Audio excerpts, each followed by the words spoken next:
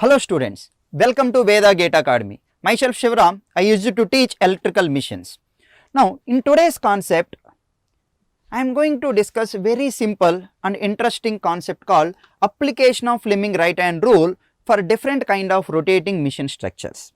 Okay, so before going to see how to apply this Fleming right hand rule to different kind of mission structures, first you need to understand one point. Most of the students, they will separately study transformers, induction missions, DC missions, synchronous missions. So they are unable to understand how to apply Fleming right hand rule to a DC mission separately, and they are going to unable to understand how to apply Fleming right hand rule separately to a different kind of synchronous missions. But if you imagine all the missions as a single point of view, then it is very easy and we can automatically get interest towards understanding the subject. Okay, so always think of a mission is a single mission, okay, as an entity. You need not to differently think about a DC mission separately or induction mission separately or synchronous mission separately, because always leakage flux will be existed in any mission. Okay, likewise we need to generalize the things and you need to understand as a mission as a single point of view.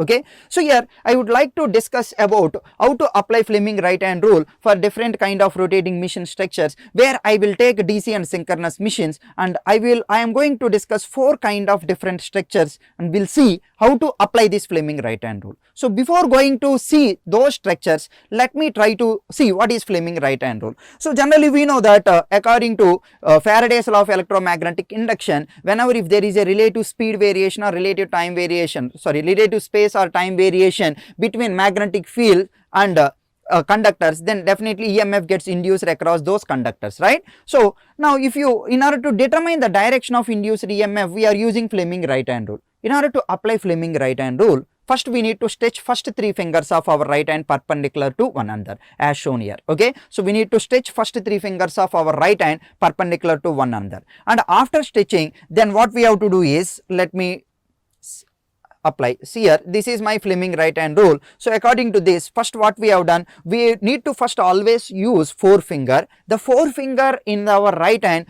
is used to determine the direction of magnetic field. So first always try to see how to apply forefinger, and this forefinger is used to represent the direction of magnetic field, and after that immediately apply thumb. So the thumb is used to represent the movement of conductor. So how the conductor is moving, whether it is moving in clockwise or anti-clockwise, will be used to determine the thumb. Okay, so and finally my center finger. The center finger is used to determine the direction of induced EMF. Okay, so if you first always, if you know the direction of forefinger and if you know the direction of thumb, I can comfortably determine the direction of induced EMF with the help of center or middle finger. Now let me try to apply this Fleming right hand rule to different magnetic core structures. So let us take one simple core structure. So from now onwards here, okay, because if you are taking any rotating mission consists of 2 things. Okay, one is stationary object called stator and second one is rotating object called rotor, right? So from now onwards till the completion of this particular concept, I am going to use black color to represent stator and red color to represent rotor. Okay, so I have taken a very simple magnetic core structure. Let us assume that this is a simple magnetic core structure.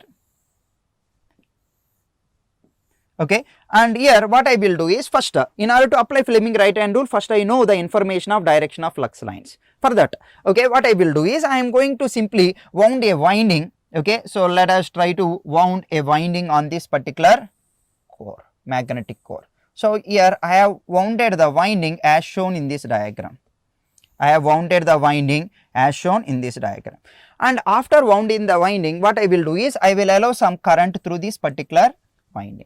So according to Oersted, the moment if I allow some current through the conductor, according to Oersted, around the conductor magnetic flux lines will be produced, right? Already we have discussed in the previous demo videos how to determine the direction of magnetic flux lines with the help of right hand thumb rule. Okay, and we have considered 2 different cases. One is a single conductor and second one is a group of conductors, and we have seen how to apply separately the right hand thumb rule to determine the direction of flux lines for single conductor case as well as group of conductors case. Okay, here the winding is nothing but a group of conductor, and if you clearly observe here, the direction of current in this winding is in this direction. Yes or no, right? So the moment if I know the direction of current, I can easily determine the direction of flux lines with the help of right hand thumb rule. So here, since for group of conductors I have to use our 4 fingers to represent the direction of current, whereas the thumb is used to represent the direction of flux line. So here if I apply here, so the direction of current is in this direction, so my flux for this particular portion of the magnetic core will enter in this fashion.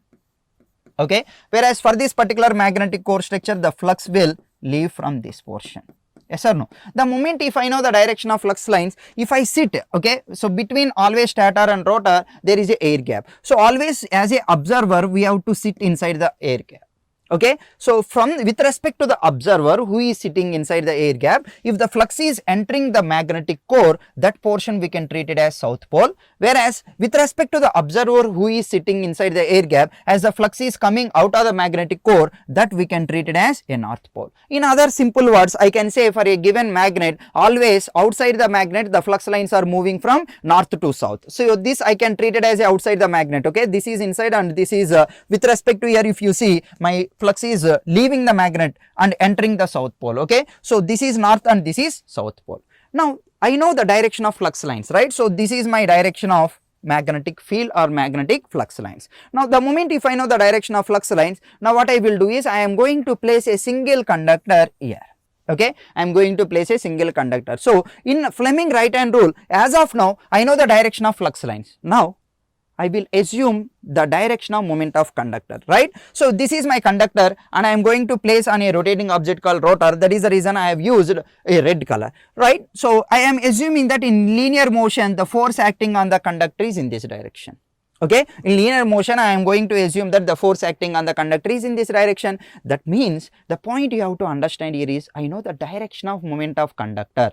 I know the direction of moment of conductor. So I know the direction of flux lines. I know the direction of moment of conductor. So then can I apply Fleming right hand rule to determine the direction of induced EMF? Yes, of course, right? So now let us try to apply that one. So here we need to stretch first 3 fingers of our right hand perpendicular to one another, and after that first what you have to do, you need to apply 4 finger. The 4 finger is used to represent the direction of flux lines. Next you have to apply thumb towards the moment of conductor. Then if you observe here, my center finger or middle finger is out of the plane or into the plane. It is out of the board. So in general we are trying to use, okay, so in general we are trying to use the out of the plane with dot symbol. So the direction of induced EMF, the direction of induced EMF for this conductor is out of the plane. I hope you understand how to apply Fleming right hand rule for this particular machine structure. Here this black color represents a stationary part called stator and this red color represents a rotating part called rotor, and we have imagined or assumed that the rotor is rotating in linear motion in this fashion. So the moment of the conductor is in this direction. So once if you clear with this, now I will draw one more magnetic core structure. What you will do is after, okay, you can note down that magnetic core structure. Please pause the video and try to apply on your own Fleming right hand rule and tell me what is the direction of induced EMF. Okay, and again you can cross verify with my explanation also. Let me try to draw one more core structure. Okay, right. So here first as I said, I will try to draw a stationary object called stator. Right. So this is a black color represents a stator. Right. So this is my stator and around this one I am going to place a rotor. Let us assume this is my rotor. Okay, good. So this is my rotor. Now what I am trying to do is first I need to create a magnetic field. Okay, so somehow I have allowed some current, okay, such that here south pole is created, here north pole is created. That is up to us. Even I can create north and south by changing the direction of current inside this winding, right? Now somehow I have created some north pole over here and south pole over here.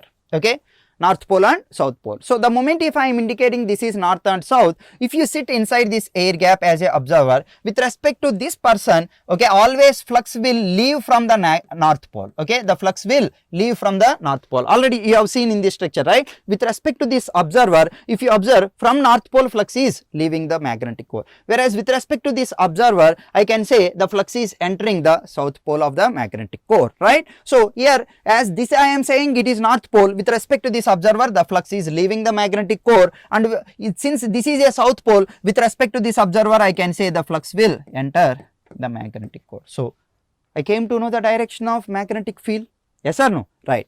Now for the on this rotor what I will do is I am going to place two conductors, okay. So let us assume this is conductor 1 and this is conductor 2. Let me draw over here outside, not outside the core, okay. Let us assume this is my another conductor. Now what I will do is, the next step is I need to understand the moment of conductor. For that, with the help of prime mover I am trying to rotate this rotor in anti-clockwise direction. Again I am repeating, we are rotating these conductors or rotor in anti-clockwise direction, okay. The moment if I am rotating this rotor in anti-clockwise direction, can you tell me in that case, okay, this conductor 1, the force acting on a moment of the conductor at this instant is in this direction, and the moment of conductor 2 at this instant is in this direction. So by this time I came to know the direction of magnetic flux lines as well as the direction of moment of conductor.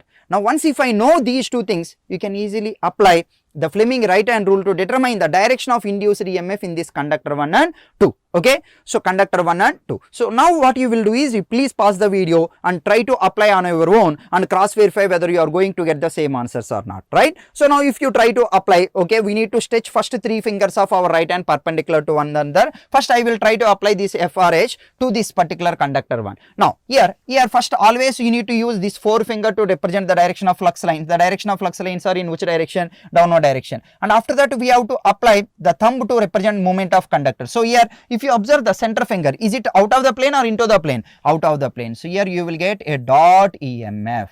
Whereas if you apply over here for this conductor 2, okay, so my flux lines are in this direction, so the moment of the conductor, so if you observe here, so here for this direction of the conductor the EMF is out of the plane. Obviously for this opposite direction you are going to get into the plane EMF, okay. So the direction of the EMF will be into the plane. So this is how we can able to apply the Fleming right hand rule to determine the direction of induced EMF. I hope you understand this particular point. Now I will try to consider one more interesting, okay, mission structure where most of the students generally get some feel about or some friction about applying Fleming right hand rule, okay. I will tell you, relax, right. So now let me take one more core structure. Okay, so where first I will try to draw a rotor. Let us assume this is my core structure. The moment if I am using a red color, that represents a rotor, okay, and on the rotor I have wounded some winding in such a way that here I have created North Pole and here I have created South Pole, okay. Here I have created North and here I have created South Pole, and around this one I have, let us assume a stator, okay. So let us assume around this I have a stator. So let me move this, yes. So this is my stator. So this is my mission structure.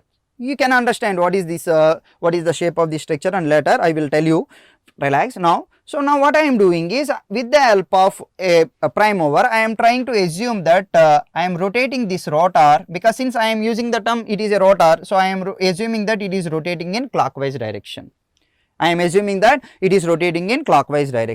Now what I will do is, on this stator I have placed okay, 2 conductors over here, 1 and 2. So let us assume this is conductor 1 and this is conductor 2. Now what you will do is, please pause the video. This is one of the very interesting magnetic or mission structure where you are having some friction of understanding how to apply Fleming right hand rule, right. So why you will get a friction? So let us try to see, if you sit inside the air gap here, okay, if you sit here, what will happen? Obviously since the moment if I am using this is a North Pole, always with respect to the observer the flux lines will be emanated from North Pole, right. So let me use the same red color, right. So this is my flux lines in this direction, whereas here for this particular portion the flux lines will enter the South Pole. Yes, I know the direction of flux lines. Now in order to apply or determine the direction of induced EMF, apart from the direction of magnetic flux lines, even I know the direction of moment of the conductor. Can I say my conductor is moving in this particular core structure? No. Why my conductor is not moving? Because I am placing these conductors 1 and 2 on a stationary object called stator. So the moment if I place the conductors on 1 and 2 stationary object called stator, then I can say my conductors are not moving. Then how can I apply Fleming right hand rule to determine the direction of induced EMF in these conductors 1 and 2?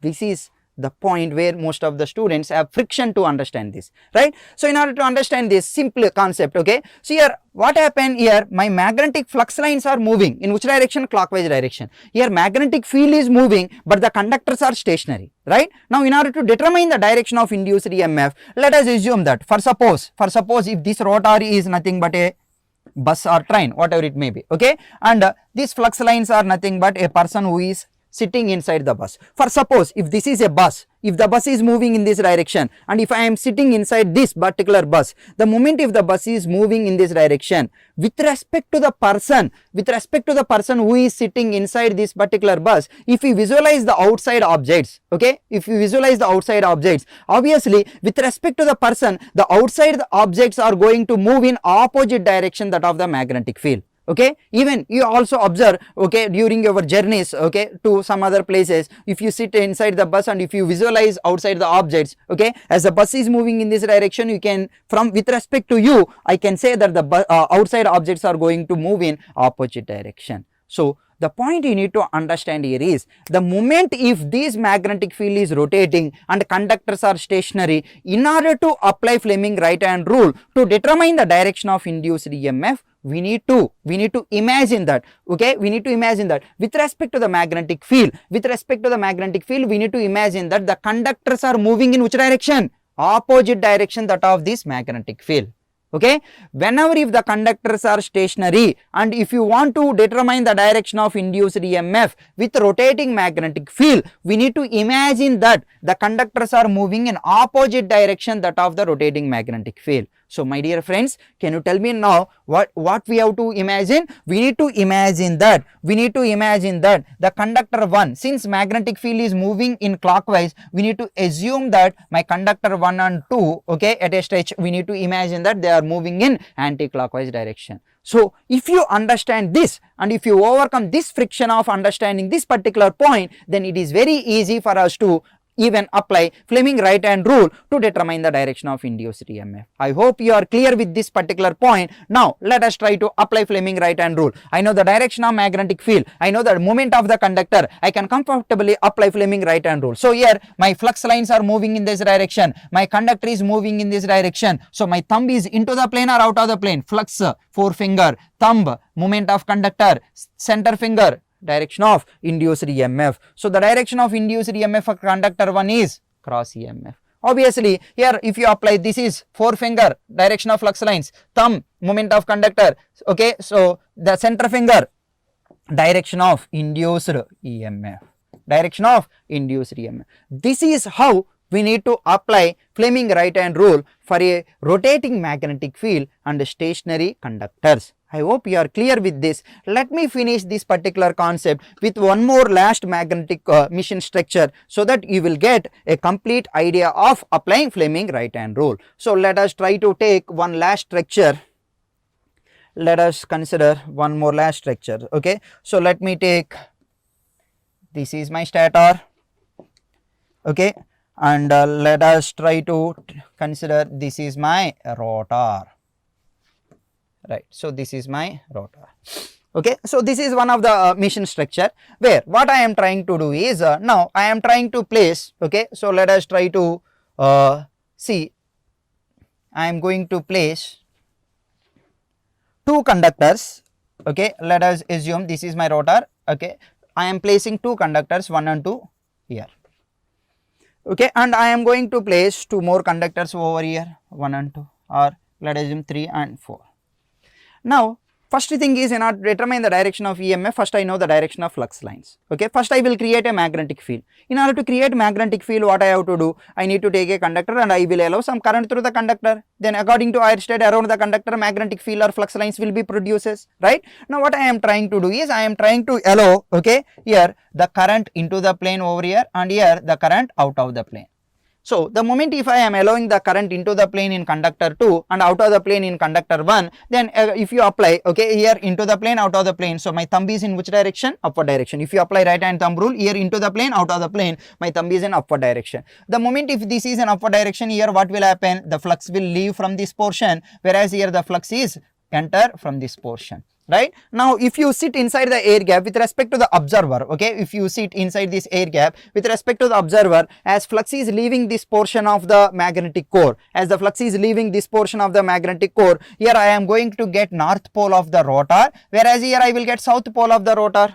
Yes or no, right? So indirectly what I have done so far is I have created a direction of magnetic field. Now what I will do is I am trying to assume that my conductors are moving, okay, my conductor or rotor is moving in clockwise direction in this fashion. The moment if the rotor is moving in this direction, I can say my magnetic field is also rotating here. Now can you try to determine the direction of induced EMF in conductor 3 and 4? Yes, it is very easy. It is very similar to this case only. Yes or no, right? This is very similar to this case only. So if you try to apply Fleming right hand rule, in order to apply Fleming right hand rule, here if you observe, the conductors 3 and 4 are stationary or rotating? They are stationary, right? But whereas my magnetic field is rotating. So this is a case of stationary conductors and rotating magnetic field, right? So the moment if the magnetic field is rotating and the conductors are stationary, in order to determine the direction of induced EMF, we need to imagine that my conductors are moving in opposite direction that of the magnetic field. Here the magnetic field is moving in this direction, so I can say that my conductor 3 is moving in this direction and conductor 4 is moving in this direction. Now I can comfortably apply Fleming right hand rule, right? So if I apply Fleming right hand rule, can you tell me here flux is in this direction, conductor is in this direction, here also you are going to get cross EMF and dot EMF. So this is how we need to apply Fleming right hand rule for different kind of machine structures. Now if you combine all these machine structures, so let me try to see here. These are the 4 machine structures what we have discussed so far, right? So now if you are taking these 4 machine structures, okay, out of this, generally if you are taking this particular structure, okay, if you are taking this in general, this is, okay, this is here I can use the term, okay, stationary armature rotating magnetic field. Generally if you are taking DC machines and synchronous machines, specifically if you are taking, let me use a different color, okay, right. So if you are taking a DC machine and synchronous machine, in DC machines, okay, generally there are 2 kind of windings, whether it is a DC machine or synchronous machine, we have a general 2 kind of windings. One is field winding and the second one is armature winding. First one is field winding and second one is armature winding. Generally the purpose of field winding is to create a magnetic field or flux, whereas the purpose of armature winding, the winding, whenever if I am using the term armature winding, okay, the meaning of that one is the winding where useful EMF is going to be created is called as armature winding. So where the useful EMF is going to be created is called as armature winding. So here if you observe in general in DC machines always, okay, so we are going to design the DC machine in such a way that, okay, in such a way that the field winding is stationary, whereas the armature winding is going to be rotating. Armature winding is going to be rotating. So that is the reason in DC machines the kind of configuration what we are going to use is stationary field rotating armature, stationary field rotating armature. So if you observe here, okay, forget about this first structure. Out of these 3, can I say this first structure is a stationary field or rotating field? If you observe here, the field, magnetic field, okay, here the flux lines are created over here, north and south. Are they kept on stationary member or rotating member? Stationary member. So the field is stationary. But whereas here the where the useful EMF is created in the rotor conductors or stator, in the rotor conductors, right? So that means my winding is nothing but these conductors are nothing but a group of conductors winding. So I can say this is my armature winding. So where useful EMF is created on rotor part of the conductors, and that is the reason, is it a rotating member or stationary rotating? So this configuration in general we are using in DC machine. So that means this machine structure is nothing but DC machine structure. Okay, this is my DC machine structure where we are using stationary field and rotating armature. But whereas in synchronous machines, I can able to design both the machines, that means both the configuration. That means in synchronous machines, my field may be stationary field, rotating armature, whereas even I can use the other configuration called rotating magnetic field and stationary armature. We have both the flexibilities. That means I can say as a scientist or okay, we can say that okay, I can able to design synchronous machine with the help of either stationary field and rotating armature or rotating field and stationary armature. Okay, out of this in general we are trying to use rotating magnetic field and stationary armature because it is having some advantages compared to stationary field and rotating armature. We will understand what are the advantages of going for rotating magnetic field and stationary armature compared to the other configuration in synchronous machines. Okay, now first of all, okay, why I am discussing this one is if you consider these two structures are examples of synchronous machines. Okay, there are two kind of synchronous machines we are going to study. One is salient pole synchronous machine and second one is cylindrical rotor. Out of this is called salient pole and this is called cylindrical rotor synchronous machine. Okay, we will understand more about what is the purpose of going with those two kind of synchronous machines and later during the course we will understand all those points. But the point here you need to understand here is I will try to explain why it is is it a rotating magnetic field and stationary armature or rotating armature and stationary magnetic field. If you observe these two structures, I can say in these two structures we have discussed about rotating magnetic field and stationary armature, because if you observe here where the useful EMF is created on the conductors which are placed on rotor or the conductors which are placed on stator. Here if you observe here the useful EMF is created in conductors 1 and 2 which are kept on stationary member called stator. So this is a stationary armature but the field is rotating. Okay, whereas even in this case also I can say where the useful EMF is created in conductor 3 and 4, so where they are kept on stationary member called stator, so these are stationary armature and here magnetic field is created with the help of rotating member. So this is also a configuration of rotating magnetic field and stationary armature. So we will see the advantages and we will try to understand why in DC machines we are not going to follow this configuration. And in synchronous machines we will understand out of these two configurations why we are following only the rotating magnetic field and stationary armature. So this is how we need to visualize all these machines as a single point of view. If you can able to apply this Fleming right hand rule in this manner, then definitely you can have a flexibility and you won't forget how to apply Fleming right hand rule. So in the next session, in the next video, we will try to understand how the motor principle. So this is a generating action. Here I am not using the term whether it is a generator or motor. Every time I am using the term machine. Okay, because we know that okay, in shortly we will try to see in the upcoming videos, we will understand in both the generator and the motor, generating action as well as motoring action both are going to be taken place. Okay, here whatever the discussion which we have made is called generating action. Generating action is nothing but how the EMF is going to be created. Motoring action is nothing but how the force or torque is going to be created. In order to determine the direction of force, we have to use Fleming left hand rule. Now in the next video, we are trying to see how to determine the force acting on the conductor for different kind of core structures. Even I will try to consider the same core structures or machine structures and we will try to understand how to apply Fleming left hand rule to determine the direction of force acting on the conductors. I hope you have enjoyed this lecture and you understand some concepts. Okay, at least you can understand Fleming right hand rule, how to apply Fleming right hand rule for different kind of machines, DC machines and synchronous machines, that too in synchronous machines, two configurations, and we will try to understand even how to apply Fleming left hand rule for different kind of magnetic core structures in the next video. Okay, so this is how we are going to teach in our Veda Gate Academy, and I hope you enjoyed the lecture. Thank you, all the very best.